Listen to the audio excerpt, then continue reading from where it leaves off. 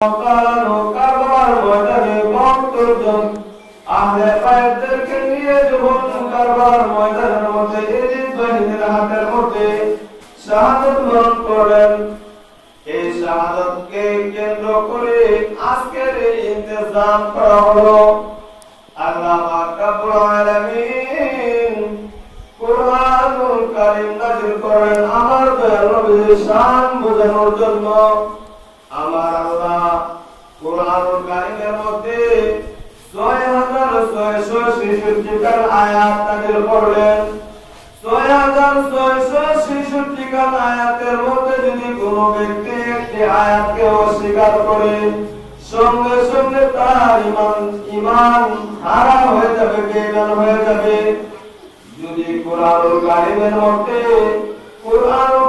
মধ্যে আমার আল্লাহ বলেন কুল্লা আসআলুকুম আলাইহি আজরান ইল্লাল মাওয়াদ্দাতা ফিল কুরবা, আহলে বায়াতের জন্য একটি আয়াত নাযিল করলেন। যদি কুরআনুল কারীমের মধ্যে যদি আহলে বায়াতের আয়াত না থাকতো, কিছু কিছু মুনাফিক মার্কার মুসলমান আছে, তারা বলতো যে আহলে বায়াত বলতে কোনো কিছু ছিল না। যে আল্লাহ পাক রব্বুল আলামিন কুরআনুল কারীমের মধ্যে এইভাবে যখন আয়াত নাযিল করলেন, বর্তমান সময়ে দেখেন যে কারবালার প্রান্তরের মধ্যে হুসাইনের তাবুর মধ্যে আযানের ধ্বনি ছিল।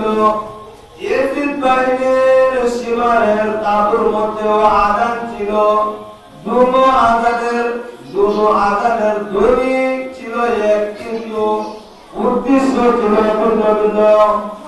যে এক আযানের ধ্বনিতে হলো আহলে বায়াতের, এক আযানের ধ্বনিতে হলো ইসলাম কায়েম, আরেক আযানের মাধ্যমে ইসলাম পতনের জন্য তারা চেষ্টা করলো। কিন্তু আল্লাহ কি অশেষ মহিমা, সেই দিন যদিও কিছু সময়ের জন্য ইয়াজিদ বাহিনীরা যদি কিছু সময়ের জন্য হলেও যদি জিতে যায়, এরপরে